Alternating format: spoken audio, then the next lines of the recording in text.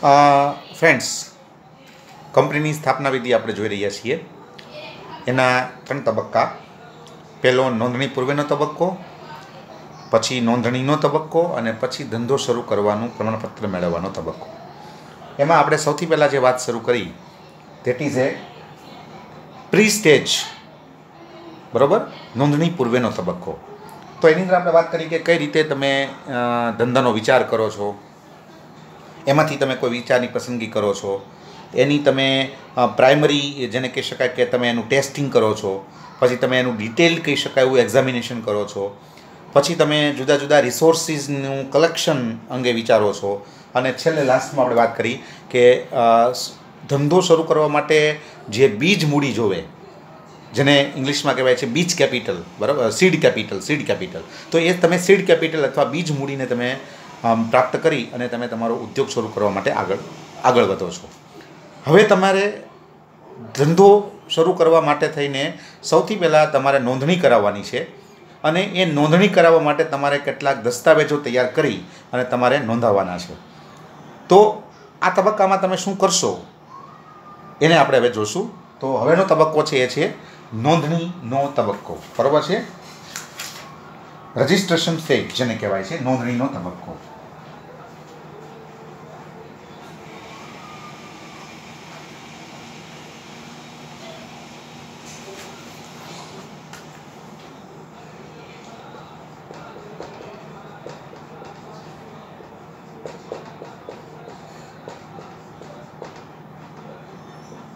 નોંધણીનો તબક્કો, registration stage.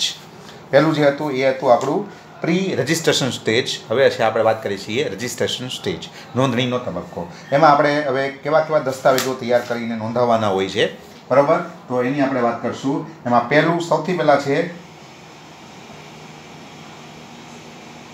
Memorandum of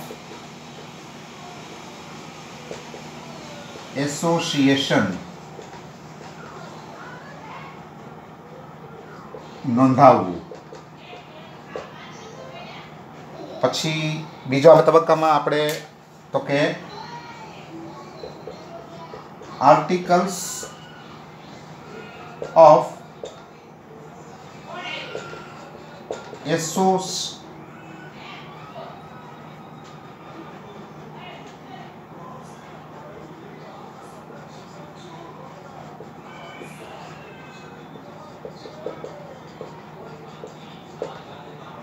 ત્રીજું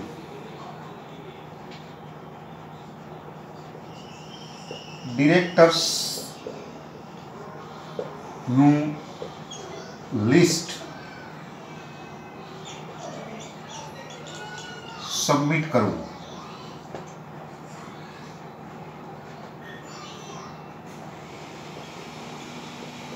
ડિરેક્ટર્સની લેખિત સંમતિ નોંધાવવી. જો પહેલાં આપણે 4 મુદ્દાની ચર્ચા કરી લઈએ, પછી પાછા આગળ વધીએ, બરાબર.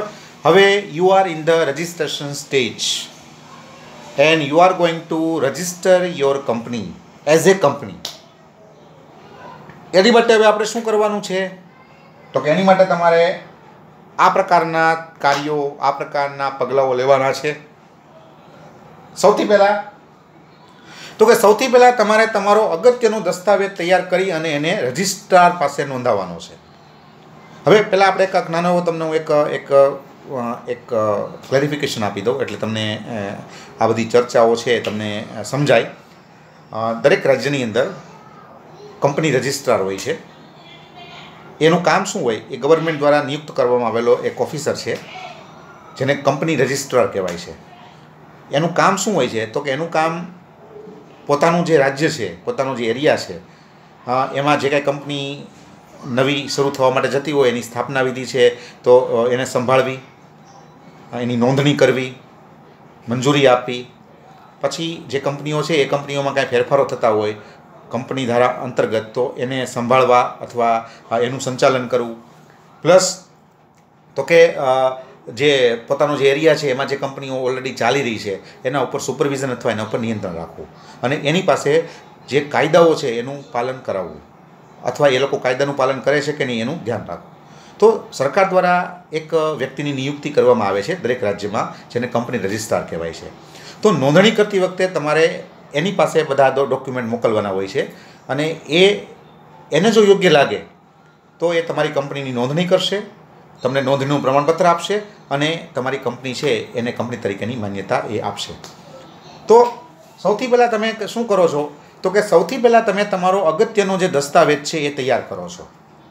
આ અગત્યના દસ્તાવેજને શું કહેવામાં આવે છે, તો કે એને કહેવામાં આવે છે memorandum of association. A memorandum of association છે. હા, ગુજરાતીમાં તો આપણે એને ઘણા બધા નામથી કદાચ તમે 11-12માં ઓળખતા છો, પણ હું માનું છું કે હવે કોલેજની અંદર આપણે એને અંગ્રેજી શબ્દ છે એ જ રાખવાનો આપણે પ્રયત્ન કરીએ, બરાબર છે. તો મેમોરેન્ડમ માટે શોર્ટમાં તમે લખો તો લખી શકો MOA, બરાબર. આ એનું શોર્ટ ફોર્મ છે, મેમોરેન્ડમ ઓફ એસોસિએશન. એ કંપનીનો પાયાનો દસ્તાવેજ છે. કંપનીએ શું કરવાનું છે, કંપનીએ શું કરવાનું નથી એ દર્શાવતો દસ્તાવેજ, પાયાનો દસ્તાવેજ, જેના ઉપર કંપનીની ઇમારત ઊભી થવાની છે એ દસ્તાવેજ. That is a memorandum of association, the basic document of company. કોઈ કંપની છે એ મેમોરેન્ડમ વગરની હોઈ શકે નહીં. દરેક કંપનીએ પોતાનું મેમોરેન્ડમ સૌથી પહેલાં તૈયાર કરવું પડે. મેમોરેન્ડમ વગર કોઈ કંપની શરૂ થઈ શકે નહીં, નોંધણી થઈ શકે નહીં, કંપની છે એનું અસ્તિત્વ શરૂ થઈ શકે નહીં. તો memorandum is the basic document of the company. તમે એમ પણ કહી શકો કે કંપની જેના ઉપર ઊભી થાય છે, આખી કંપની, એ દસ્તાવેજ, એ પાયાનો દસ્તાવેજ, that is A memorandum of association. અને એમાં એની સૌથી મોટી લાક્ષણિકતા એ હોય છે કે એ તમને બતાવે છે કે તમારે શું કરવાનું, શું કરવાનું નથી. એની વિરુદ્ધમાં ક્યારેય કોઈ કંપની જઈ શકતી નથી. Remember this thing. આપણે આગળ વાત કરશું, પણ આ વસ્તુને યાદ રાખજો કે એની વિરુદ્ધમાં કોઈ કંપની જઈ શકે નહીં, બરાબર. એમાં જે લખ્યું છે એ પ્રમાણે જ કંપનીએ પોતાનું કામ કરવું પડે. જેમ કે એક્ઝામ્પલ આપીએ કે ભાઈ કંપની એમ કીધું હોય કે ભાઈ અમે લોકો ફાર્માસ્યુટિકલ બિઝનેસ કરશું, તો પછી ફાર્માસ્યુટિકલ બિઝનેસ જ એને કરવો પડે. પછી એમાંથી એ પછી જમ્પ મારી અને ઇલેક્ટ્રોનિક બિઝનેસ ન શરૂ કરી શકે, બરાબર. ફોર એક્ઝામ્પલ જોવા જઈએ તો રામ ફાર્મા કરીને કંપની હોય, તો પછી એને લાગે કે હવે આમાં કાંઈ નથી દમ, તો એ રામ ફાર્મામાંથી રામ ઇલેક્ટ્રોનિક્સ ન કરી શકે. એ માટે એને બધી વિધિ કરવી પડે, પણ એ કરી ન શકે સીધું, બરાબર છે. તો memorandum is the basic document of your company. જે દસ્તાવેજ ઉપર તમારી કંપની ઊભી થાય છે, સ્થપાય છે, એ પાયાના દસ્તાવેજને કહેવાય છે તમારો મેમોરેન્ડમ ઓફ એસોસિએશન. એવો જ બીજો દસ્તાવેજ છે, એનું નામ છે આર્ટિકલ્સ ઓફ એસોસિએશન. આ શું છે, તો કે એની માટે પહેલાં ગુજરાતી આપણે સોરી એનું શોર્ટમાં લખીએ તો કે એને શોર્ટમાં કહેવાય છે AOA, બરાબર. આ એનું શોર્ટ ફોર્મ છે. આમાં શું કરવાનું, અથવા આ દસ્તાવેજનું નામ શું છે, તો કે આ દસ્તાવેજને યાદ રાખવા માટે યાદ રાખો કે આર્ટિકલ્સ એ તમારી કંપનીના રોજબરોજના કાર્યો કરવા માટેની નિયમાવલી છે. નિયમાવલી, લિસ્ટ ઓફ રૂલ્સ, બરાબર. કે તમારે કંપની રોજબરોજ ચલાવવાની છે, તો તમે રોજબરોજ કંપની કેમ ચલાવશો, મીટિંગ બોલાવી છે તો કેમ બોલાવવાની, ડિરેક્ટરની નિમણૂક કરવાની છે તો કેમ કરવાની, ઓડિટરની નિમણૂક કરવાની છે તો કેમ કરવાની, શેર વહેંચણી કરવાની છે તો કેમ. આવા બધા જે રૂટીન કહી શકાય એવા જે મુદ્દાઓ છે અને એનું સંચાલન કેમ કરવું એ અંગેના જે નિયમો છે એ નિયમોનું દસ્તાવેજ એટલે આર્ટિકલ્સ ઓફ એસોસિએશન. આ તમારો એવો દસ્તાવેજ છે કે જેને આધારે તમે તમારી કંપની ચલાવશો. જો એક તમારું કાર્યક્ષેત્ર નક્કી કરશે, બીજું તમારે કંપની કેમ ચલાવવી એ અંગેનું તમને ગાઈડન્સ આપશે. તો તમારા બે અગત્યના ડોક્યુમેન્ટ યાદ રાખો, the 2 important documents of the company, any company, and that is one memorandum of association and second one is articles of association. તો તમારે આ બે દસ્તાવેજો તૈયાર કરીને પહેલાં તો નોંધાવવાના છે. કોની પાસે, તો કે કંપની રજિસ્ટ્રાર પાસે. કંપની રજિસ્ટ્રારને જો યોગ્ય લાગશે, તમારા દસ્તાવેજો બરોબર હશે, તો એ તમારી કંપનીની નોંધણી કરશે અને તમને કંપનીની તરીકેની માન્યતા આપશે. તો સૌથી પહેલાં તમે મેમોરેન્ડમ તૈયાર કરો, ગેટ રજિસ્ટર્ડ. પછી તમે તમારું આર્ટિકલ્સ તૈયાર કરો, ગેટ રજિસ્ટર્ડ, એને પણ નોંધાવો. પછીના તબક્કામાં તમારે શું કરવાનું છે તો કે તમારે ડિરેક્ટર્સનું લિસ્ટ સબમિટ કરવાનું છે. સબમિટ કરવું એટલે સુપ્રત કરવું, ગુજરાતીમાં એને આપણે સુપ્રત કરવું કરીએ એટલે આપવું એમ કહીએ છીએ. મેં અહીંયા ઇંગ્લિશમાં લખેલું છે સબમિટ કરવું. તો હવે તમારે ડિરેક્ટરનું લિસ્ટ એટલે કે જે લોકો કંપનીના સ્થાપકો છે અને જે લોકો કંપનીનું સંચાલન કરવા માટે ડિરેક્ટર બનવા તૈયાર છે એની લેખિતમાં સંમતિ તમારે લઈ અને એ નોંધાવવાની છે. બરાબર છે? તો એ પણ અહીંયા આપણે લખેલું છે. તો પેલા લિસ્ટ કે ભાઈ આટલા વ્યક્તિઓ ડિરેક્ટર તરીકે કામ કરવા માટે તૈયાર છે, પ્લસ એની લેખિત સંમતિ, દરેક વ્યક્તિ સંમતિ આપશે. જેમ કે મારું નામ લખેલું હોય તો હું સંમતિ આપીશ કે I my self PR Bhatt and I am agree to work as a director of the company. I have no objection at all and I will be responsible for the all offenses, all functions. બરાબર છે? તો આવું હું લેખિતમાં આપું છું અને એની લેખિતની સંમતિ પ્લસ એનું લિસ્ટ તમારે તૈયાર કરી અને તમારે જે કંપની રજિસ્ટ્રાર છે એને તમારે એની પાસે નોંધાવવાનું છે. તો આ રીતે તમારે નોંધણીના તબક્કાની અંદર આ પ્રકારના જુદા જુદા તમારે પગલાઓ કાર્યો કરવાના આવે છે. ફરી એકવાર, your important documents, number 1 memorandum of association, second one is the articles of association. તૈયાર કરો. તૈયાર કરીને એને વ્યવસ્થિત રીતે તમે એને ડ્રાફ્ટ કરી તૈયાર કરો, એને કંપની રજિસ્ટ્રાર પાસે તમે નોંધાવો. પછી જે લોકો ડિરેક્ટર તરીકે કામ કરવા માગે છે, ડિરેક્ટર્સ એટલે તો કે કંપનીનું સંચાલન કરવા માટે તૈયાર હોય એવી વ્યક્તિ અથવા કંપનીનું સંચાલન કરતી હોય તેવી વ્યક્તિ એને ડિરેક્ટર્સ તરીકે આપણે ઓળખીએ છીએ. તો જે લોકો ડિરેક્ટર તરીકે કામ કરવા માટે તૈયાર છે એનું લિસ્ટ પણ આપણે સબમિટ કરવું પડશે કે આટલા લોકો છે એ કંપનીનું સંચાલન કરવા માટે ડિરેક્ટર્સ તરીકે કામ કરવા માટે તૈયાર છે. પ્લસ જે લોકો ડિરેક્ટર બનવા માગે છે એની બધાની અલગ અલગથી લેખિતમાં સંમતિ તમારે તૈયાર કરી અને પણ નોંધાવવાની છે. મોટાભાગે ડિરેક્ટર્સમાં કોણ હોય છે તો કે જે લોકો સ્થાપકો હોય, કારણ કે હજી સુધી તો કાંઈ શેર બહાર પડ્યા નથી.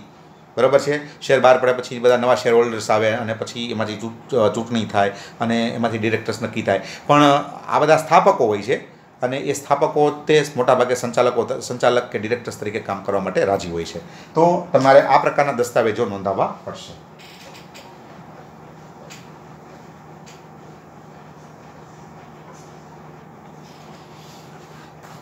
પછી ફોર એક્ઝામ્પલ આવે છે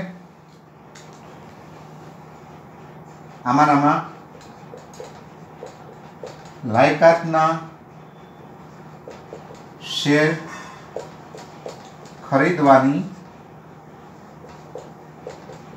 ડિરેક્ટર્સની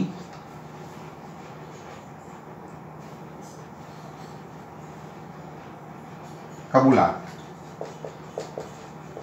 કે સંમતિ નોંધાવવી.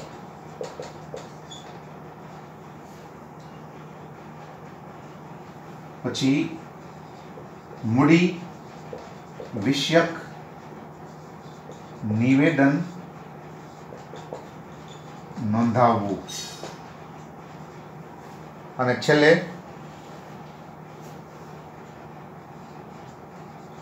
કાનૂની જોગવાઈના પાલન નું નિવેદન નોંધાવવું. જો આપણે નોંધણીનો તબક્કોની ચર્ચા કરીએ છીએ અને એમાં અત્યાર સુધીમાં આપણે વાત કરી કે તમારે કઈ કઈ વસ્તુ તૈયાર કરવાની છે, કઈ કઈ વસ્તુની ફાઇલ બનાવવાની છે અને પછી રજિસ્ટ્રાર પાસે નોંધાવવાની છે. તો એમાં આપણે અત્યાર સુધીમાં વાત કરી કે ભાઈ memorandum, articles, list of directors, પછી confirmation confirmation of the directors, આ બધી બાબતોની ફાઇલ બનાવવાની, એના ડોક્યુમેન્ટ તૈયાર કરીને નોંધાવવાના હોય છે. પ્લસ હવે પછી તો કે દરેક ડિરેક્ટરે અહીંયા કબૂલાત આપવી પડશે કે અમે લાયકાતના શેર ભવિષ્યમાં ખરીદશું. ખરેખર એવો નિયમ છે કે ભાઈ કોઈ પણ વ્યક્તિ ડિરેક્ટર તરીકે કામ કરવા માગતી હોય તો એણે લાયકાતના કેટલાક શેરો ખરીદવા પડે. બરાબર છે? આમ નામ કોઈ કામ કરી ન શકે. ધારો કે હું ડિરેક્ટર તરીકે કામ કરવા માગતો હોઉં તો મારે ક્વોલિફાય થવા માટે એટલે કે ડિરેક્ટર તરીકે ક્વોલિફાય થવા માટે મારે કેટલાક શેરો ખરીદવાના હોય છે. તો એની મારે કબૂલાત આપવી પડશે લેખિતમાં કે ભાઈ હું XYZ આ કંપનીમાં ડિરેક્ટર તરીકે કામ કરવા માટે સંમત છું અને હું લેખિતમાં સંમતિ આપું છું અથવા હું એગ્રી થાઉં છું કે હું ભવિષ્યમાં લાયકાતના શેર ખરીદીશ. તો આવી મારે લેખિતમાં સંમતિ આપવી પડતી હોય છે જો હું ડિરેક્ટર તરીકે કામ કરવા માગતો હોઉં તો એની લેખિતમાં કબૂલાત એ આપણે લેવાની અને એ આપણે રજિસ્ટ્રારને સબમિટ કરવાની હોય છે. પ્લસ મૂડી વિષયક નિવેદન પણ નોંધાવવાનું હોય છે કે ભાઈ સેબી દ્વારા જે કાંઈ સૂચનો કરવામાં આવશે, પછી સેબી એટલે security exchange board of India, કંપનીઓ છે એના ઉપર નિયંત્રણ રાખવા માટે જે એક સ્વાયત્ત સંસ્થા છે એને આપણે સેબી કહીએ છીએ, security exchange board of India. તો એ જે કાંઈ સૂચનો કરશે અથવા એ જે પ્રકારે ગાઈડલાઈન આપશે એ પ્રમાણે અમે અમારી કંપનીને ચલાવશું એવું નિવેદન પણ અહીંયા લેખિતમાં તૈયાર કરીને આપવાનું હોય છે કે ભાઈ અમે આ કંપનીના સંચાલકો છીએ અને અમે એવું નિવેદન આપીએ છીએ કે ભવિષ્યની અંદર બરાબર સેબીના સૂચનાઓનું અમે સંપૂર્ણપણે પાલન કરશું. તો આવું એ લેખિતમાં આપણે રજિસ્ટ્રારને નોંધાવવાનું હોય છે. અને પછી છેલ્લું છે કાનૂની જોગવાઈ જે છે એના પાલનનું, કાનૂની જોગવાઈના પાલનનું એક નિવેદન કે ભાઈ અમે તમામ પ્રકારની કાનૂની જે કાંઈ જોગવાઈઓ છે એનું અમે સંપૂર્ણપણે પાલન કરશું, અત્યાર સુધી કર્યું છે અને ભવિષ્યમાં પણ કરશું એવું તમારે એક સ્ટેટમેન્ટ તૈયાર કરી અને એને પણ નોંધાવવાનું હોય છે. તો આ રીતે તમે જોવા જાઓ તો નોંધણીના તબક્કામાં તમારે આ પ્રકારના ડોક્યુમેન્ટ તૈયાર કરી વ્યવસ્થિત ફાઇલિંગ કરી અને તમારે કંપની રજિસ્ટ્રાર છે એને નોંધાવવાનું. કંપની રજિસ્ટ્રાર એના ઉપર ચેક કરશે, તમારા બધા ડોક્યુમેન્ટ બરાબર હશે, તમારી અરજી એકદમ ઓથેન્ટિક લાગશે તો એ તમારી કંપનીની નોંધણી કરશે અને પછી તમને નોંધણીનું પ્રમાણપત્ર આપશે.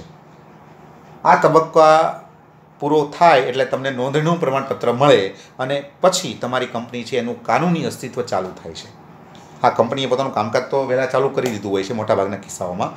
પ્રમાણપત્ર મળે એ પહેલાં જ કામ ચાલુ થઈ ગયું હોય, પણ જ્યારથી પ્રમાણપત્ર મળે ત્યારથી એનું કાનૂની અસ્તિત્વ ચાલુ થાય છે. તો આ છે નોંધણીનો તબક્કો, બધા માટે છે.